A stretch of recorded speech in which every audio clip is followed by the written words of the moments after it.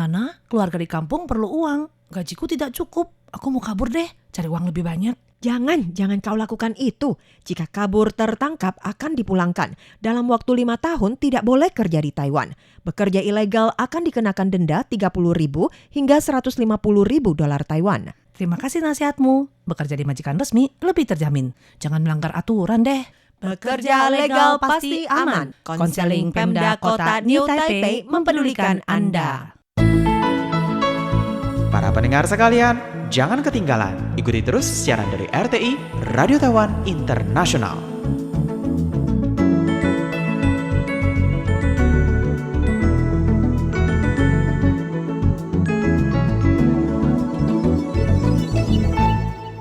Bergabung kembali dengan Radio Taiwan Internasional siaran bahasa Indonesia dari Kamis ini. Seperti biasa, maka RTI akan mengudara ke dalam ruang dengar Anda melalui acara info kita. Seperti biasa, ada saya Yunus Hendri. Saya Aditya. Betul sekali, kita berdua akan menghadirkan beberapa informasi dan juga berita penting teman-teman ya, ke dalam ruang dengar Anda. Yang pertama adalah mengenai seorang PMA ini teman-teman ya, diketahui memancing di kawasan Sulin dan kemudian ia menghilang teman-teman ya. Disebutkan seorang PMA ini asal Vietnam, berusia 20-an tahun teman-teman ya, di kawasan Sulin di kota New Taipei, memancing sendirian di Sungai Tahan dan tidak kembali semalaman teman-teman ya. Dan juga ini rekan senegaranya yang khawatir akan keselamatannya melaporkan kejadian tersebut kepada polisi dan juga pemadam kebakaran. Dan juga tim penyelamat ini melakukan pencarian di sepanjang tepi sungai, menemukan barang-barang pribadi milik PMA bersangkutan teman-teman, tetapi orangnya tidak ada lagi teman-teman ya. Dan juga tim penyelamat juga masih melanjutkan operasi pencarian. Dan juga dari pihak pemadam kebakaran Kota New Taipei menerima laporan sekitar pukul 12 siang ini pada hari Minggu kemarin, yaitu 29 Juni. Dan juga PMA Vietnam yang melapor menyatakan ya kalau rekan senegaranya ini pergi memancing di bawah jembatan Can Yuan di kawasan Sulin di Sabtu malam teman-teman. Tetapi sayangnya belum terlihat hingga Minggu pagi. Dan juga setelah menerima laporan, polisi dan juga pemadam kebakaran melakukan pencarian di sepanjang tepi sungai ke arah hilir teman-teman ya. Tapi sayangnya yang ditemukan ini hanya barang-barang pribadi milik sang PMA, dan juga sang PMA belum ditemukan hingga berita ini dilaporkan. Betul, dan selanjutnya Kak Ditya pun bakal berbagi nih ya terkait satu berita yang cukup menyedihkan ya teman-teman ya. Yang itu adalah kebakaran hutan bambu yang terjadi di Pulau Sheci yang ada di Taipei sini. Dan ketika petugas damkar lagi memadamkan api ya, pihaknya pun menemukan mayat lansia yang berusia 89 tahun yang hangus terbakar saat itu ya. Jadi kala itu ya Biro Pemadam Kebakaran Kota Taipei pada hari Senin ataupun Selasa ya tanggal 1 itu 1 Juli ya pastinya itu pada pukul 10:39 pagi itu menerima laporan ya yang menyebutkan jikalau telah terjadi kebakaran nih di sebuah hutan bambu yang terletak di gang kawasan Pulau Sheci, tepatnya itu yang ada di Yanping North Road ya section 8. Jadi setibanya di lokasi petugas pun menemukan 3 hingga 4 batang bambu yang terbakar dan api pun berhasil dipadamkan pada pukul 11:05 ya. Namun saat petugas tengah menangani sisa api, mereka pun dikejutkan dengan penemuan sesosok mayat pria yang sudah hangus terbakar. Jadi menurut penyelidikan awal polisi ya, sang korban itu adalah seorang pria yang berusia 89 tahun bermarga Xie dan dirinya pun sering pergi nih ke sebuah kebun sayur di sekitar Pulau Sheci itu untuk berkebun ya. Dan karena salah satu anak lelakinya itu meninggal sekitar setengah bulan yang lalu, dan diduga nih dirinya itu nggak mampu menanggung duka kehilangan anaknya, sehingga akhir-akhir ini mengalami depresi dan juga kehilangan semangat hidup ya. Dan pada pagi itu 1 Juli katanya itu sang korban pun sempat menelepon anak laki-laki ya, anak laki-laki lainnya yang dan juga menyampaikan nih niatnya itu untuk mengakhiri hidupnya. Bahkan meminta anaknya untuk ingat nih pergi ke kebun sayur guna mengantarnya pulang ya. Jadi anak laki-laki yang menerima pesan tersebut pun langsung kaget ya dan juga berusaha nih menghubungi ayahnya tetapi nggak berhasil dihubungi ya. Dan mereka pun bergegas melapor ke polisi dan juga memberitahu keluarga-keluarga lainnya. Dan saat adik perempuannya tiba di lokasi yang ada di sana ya, dirinya pun bertemu nih dengan petugas pemadam kebakaran yang sedang memadamkan api ya. Tetapi kala itu sang korban pun telah hangus terbakar. Jadi kita di sini ada juga beberapa hal yang harus bisa menjadi pelajaran nih bagi kita. Yang pertama ya teman-teman ya, bunuh diri itu nggak bakal menyelesaikan masalah ya, tetapi juga meninggalkan kesedihan mendalam bagi keluarga ataupun ya orang-orang yang mencintai kita gitu ya. Jadi otomatis mohon hargai kehidupan. Coba berilah nih diri Anda sendiri kesempatan satu lagi untuk menjalani hidup ya. Dan jika memang ada masalah atau apa, ingat nomornya 1995, bisa melakukan konseling juga terkait pekerjaan Anda ataupun kehidupan sehari-hari Anda. Dan juga ada nih ya nomor hotline yang lainnya, yaitu adalah hotline konseling Kementerian Kesehatan dan juga Kesejahteraan dengan nomor 1925. Yang dua nomor ini itu berlaku 24 jam ya. Dan untuk 1995 ini sendiri itu juga bisa dalam bahasa Indonesia. Jadi jika ada masalah, ingat sekali lagi telepon aja ya. Dan mungkin nih bagi teman-teman yang saat ini punya teman-teman ataupun ya mungkin sanak saudara ataupun temennya gitu ya, tiba-tiba bilang saya kayaknya pengen mengakhiri hidup saya, mungkin bisa mendapatkan pesan-pesan seperti itu. Ini juga bisa dijadikan pelajaran ya. Ini adalah waktunya bagi kita untuk selalu menemani mereka, menghibur mereka ya, jangan sampai mereka pun mengambil jalan ini untuk mengakhiri hidup mereka. Betul teman-teman. Jadi ya di saat seperti ini teman-temannya, jangan terlintas yang namanya pikiran untuk mengakhiri hidup teman-teman ya. Atau mungkin ketika Anda mengalami masalah, kemudian juga mendapatkan bujukan rayuan dari teman gitu ya untuk kabur teman-teman ya. Juga jangan sampai ada pemikiran seperti demikian teman-teman ya. Soalnya kenapa teman-teman ya, bagi PMA ini yang bekerja secara legal di Taiwan, maka ini selain bisa mendapatkan gaji yang semestinya didapat, juga bisa menikmati jaminan logis, hak dan kepentingan bekerja teman-teman ya. Dan bila selama bekerja tidak melanggar peraturan, tetapi jika ya Anda ini harus pulang ke Indonesia ya karena hubungan kerja terputus, atau masa kerja Anda sudah habis, atau Anda nggak lulus medical check up teman-teman ya, dan setelah Anda berobat, kemudian teman-teman Anda bisa memenuhi persyaratan kembali dan bisa mengajukan permohonan visa untuk bekerja kembali di Taiwan teman-teman ya. Tapi jumlah untuk bekerja di Taiwan tidak boleh lebih dari 12 tahun, dan bagi PMA perawat rumah tangga memenuhi persyaratan, maka Anda juga bisa memperpanjang hingga 14 tahun teman-teman ya. Atau ada program PTTM saat ini. Dan selanjutnya nih, apa nih akibatnya jikalau selama bekerja di Taiwan ya kita pun kabur nih dari tempat kerja ya. Ingat ya, berdasarkan peraturan Undang-Undang Pelayanan Kerja pasal 73 dan 74, bagi PMA yang absen bekerja nih selama 3 hari berturut-turut dan juga kehilangan kontak, itu bakal dicabut nih izin kerjanya, kemudian juga dipulangkan ke negara asalnya dan tidak boleh bekerja lagi di Taiwan ya teman-teman ya. Dan bagi PMA dalam masa kabur tersebut nih bekerja secara ilegal, otomatis bakal didenda antara 30.000 dolar Taiwan sampai 150.000 dolar Taiwan ya, dan tidak boleh datang bekerja lagi di Taiwan. Betul teman-teman. Dan jika Anda selama bekerja di Taiwan, maka hak dan kepentingan Anda jika dirugikan, maka Anda bisa meminta bantuan lewat saluran yang disediakan oleh MOL teman-teman ya. Pekerja ilegal yang kerja sambilan ini mudah dikuasai, diperas dan juga dirugikan oleh majikan maupun agensi gelap teman-teman. Dan jika Anda sakit atau cedera pun, maka juga tidak ada jaminan akses dan juga jam sostek Anda teman-teman ya. Karena Anda tidak bisa berobat melalui jalur normal, dan saat Anda mengalami paksaan, hak dan kepentingan Anda juga tidak mendapatkan jaminan perlindungan hukum teman-teman ya. Dan jika Anda adalah seorang pekerja gelap maupun kaburan, maka MOL mengimbau Anda untuk melaporkan diri meminta bantuan lewat instansi di bawah berikut ini. Yang pertama adalah saluran konsultasi dan juga pengaduan 1955, dan juga masih ada kantor imigrasi, tim operasi khusus berbagai tempat, dan juga masih ada kantor kepolisian, dan juga kantor konsulat negara penempatan PMA, dan juga ada pusat konseling PMA dan juga pelayanan pengaduan konsultasi PMA di Bandara Internasional di Taiwan teman-teman ya, termasuk yang di Taoyuan dan juga di Kaohsiung teman-teman. Untuk memberantas masalah sosial teman-teman ya akibat maraknya kerja sambilan ilegal, dan untuk menjamin hak dan kepentingan PMA legal, dan jika nih ya majikan merekrut PMA ilegal, maka bisa dikenakan denda ini paling banyak teman-teman ya, 750.000 dolar Taiwan. Selain itu juga berlaku semenjak tanggal 11 September 2015, MOL telah menaikkan bonus pengaduan PMA ilegal teman-teman ya. Di antaranya untuk pengaduan perekrutan ilegal maupun ada media ilegal PMA kaburan, maka setiap kasus pengaduan ini bisa mendapatkan bonus ini maksimal sebanyak 70.000 dolar Taiwan berdasarkan jumlah PMA kaburan yang tertangkap, teman-teman ya.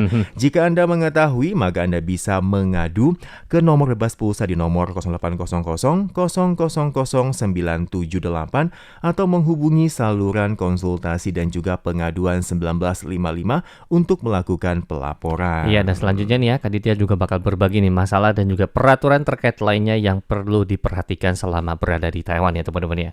Jadi yang pertama yaitu adalah biaya agensi negara asal PMA dan biaya pelayanan agensi yang ada di Taiwan ya. Jadi pertama, agar biaya agensi yang dibayar oleh PMA yang bekerja di Taiwan itu dibuat secara jelas dan adil, maka Kemenaker Taiwan ya atau MOL Taiwan itu memberikan saran nih kepada negara asal PMA untuk menetapkan biaya agensi berdasarkan ya batas limit 1 bulan gaji ya.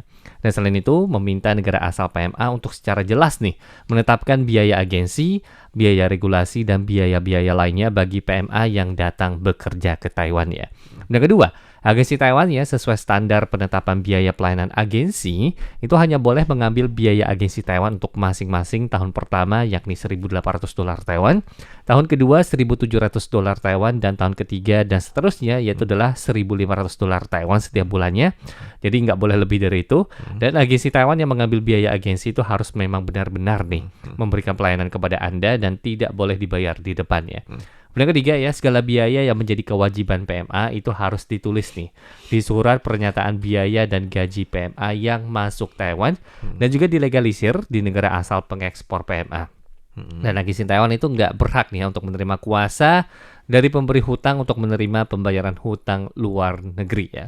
Dan keempat ya, sesuai peraturan yang berlaku ya, agensi itu harus menyerahkan surat jaminan bank yakni senilai 1 juta dolar Taiwan sampai 3 juta dolar Taiwan kepada MOL sebagai jaminan tanggung jawab urusan sipil ya. Dan perselisihan sipil setelah keputusan pengadilan itu boleh menggunakan jaminan bank tersebut untuk ganti kerugian. Betul teman-teman, dan berikutnya adalah mengenai gaji Anda yang termasuk juga makan dan tempat tinggal.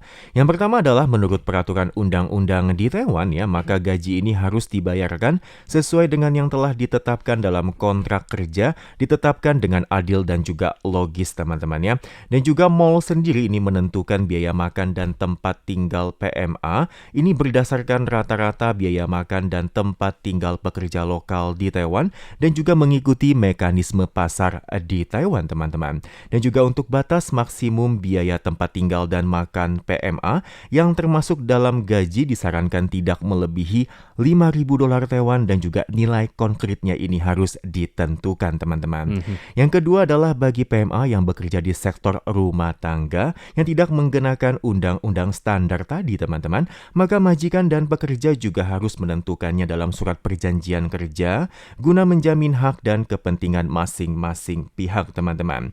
Bagi PMA yang sekarang ini bekerja di Taiwan dan majikannya telah menetapkan kontrak menyediakan tempat tinggal dan juga makan secara gratis, maka di saat kontrak masih berlaku, pihak majikan tidak boleh sepihak ya mengubah persyaratan tadi teman-teman. Dan jika melakukan perubahan, maka juga harus mendapatkan persetujuan dari kedua pihak dan dibandingkan dengan nilai yang tercantum dalam surat pernyataan biaya dan gaji PMA selama bekerja di Taiwan yang sebelumnya telah disetujui oleh para kepala bidang ketenagakerjaan asing, dan juga nilai perubahan tersebut tidak boleh merugikan PMA teman-teman.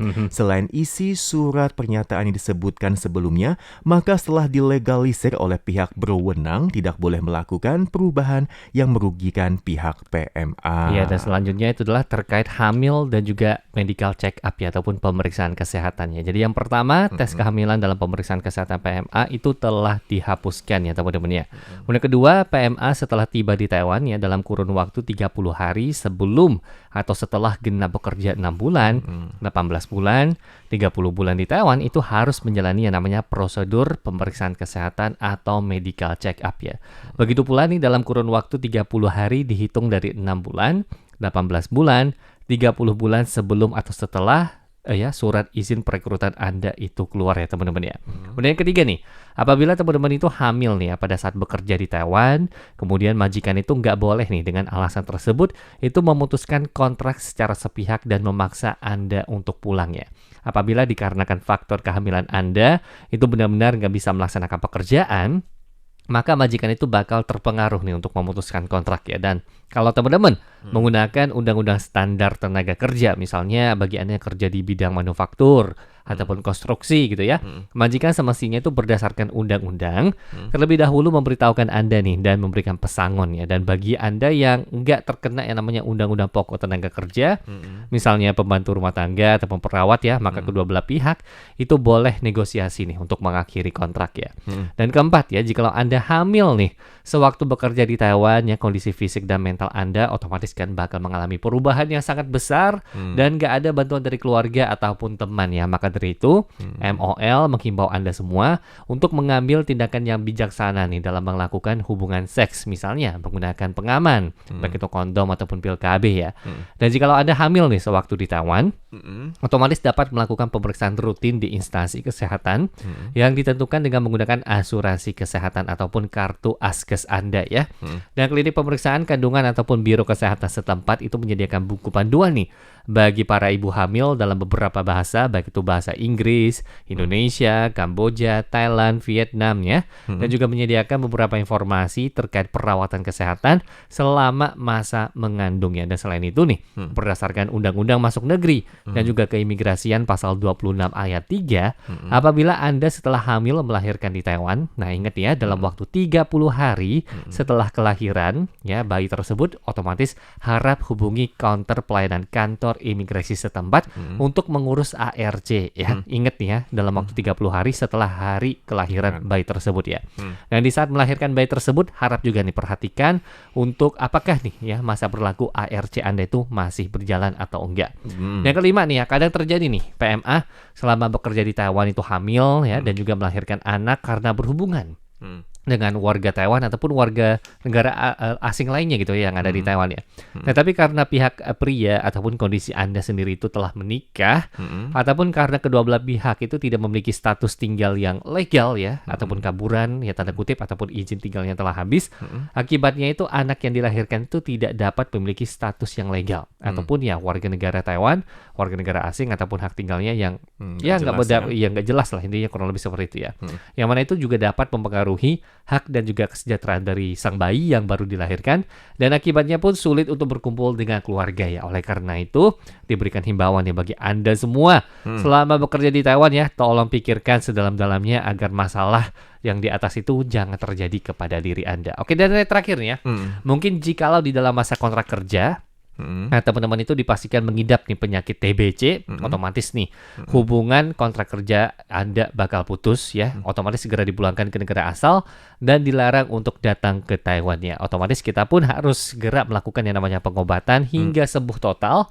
Yang mana penyakit TBC itu perlu waktu pengobatan selama 6-9 bulan dan penyakit kusta itu perlu waktu pengobatan selama 6-12 bulan dan juga meminta surat bukti pengobatan dan penyembuhan total penyakit TBC ataupun kusta dari Departemen Kesehatan setempat di negara Anda ataupun dokumen catatan data penyakit ya, termasuk nama obat, proses pengobatan, hasil foto X-ray bagian dada dan juga hasil pemeriksaan cairan dahak yang dikeluarkan oleh rumah sakit dan juga setelah dilegalisir oleh TETO, dokumen tersebut pun bakal diserahkan nih ke Departemen Imigrasi agar larangan Anda masuk ke Taiwan itu bisa dibatalkan dan juga untuk pengurusan visa agar bisa datang ke Taiwan. Oh, luar biasa. Jadi keadaan penjelasan panjang sekali teman-temannya dari tadi yang hamil tadi teman-temannya. Kalau bisa jangan deh teman-temannya untuk yang namanya memutuskan Anda hamil di Taiwan ya. Mengingat ketika Anda bekerja di Taiwan Anda harus merawat orang tua teman-temannya, bukan orang tua yang merawat Anda teman-teman. Dan juga Anda harus memikirkan apakah ini ya legalitas dari bayi Anda ini diakui di Taiwan teman-teman ya. Bagaimana dengan suaminya, dengan mungkin suami Anda, dengan ayah dari sang bayi tersebut teman-teman ya. Ini semua harus Anda perhatikan teman-teman. Dan berikutnya singkat saja teman-teman ya, ketika Anda bekerja di Taiwan juga harus memperhatikan yang namanya adalah pedoman keselamatan dan juga kesehatan kerja teman-teman ya. Gunakanlah yang namanya pakaian keselamatan yang mungkin itu helm, sarung tangan teman-teman ya, dan juga jalankan itu sesuai dengan SOP yang berlaku teman-teman ya. Jika tidak ada, Anda bisa minta kepada majikan Anda dan juga meminta informasi yang jelas ya kepada agensi Anda teman-teman. Ya teman-teman, dan semoga saja informasi dari ini berguna bagi Anda. Saya Yunus Hendry. Kita akan bertemu kembali di pekan mendatang. Sampai jumpa. 以上节目是由劳动部劳动力发展署委托制播，中央广播电台制作的印尼语节目。Terima kasih Anda telah mendengarkan acara persembahan dari Badan Pengembangan Tenaga Kerja Kementerian Ketenagakerjaan dengan Radio Taiwan Internasional RTI.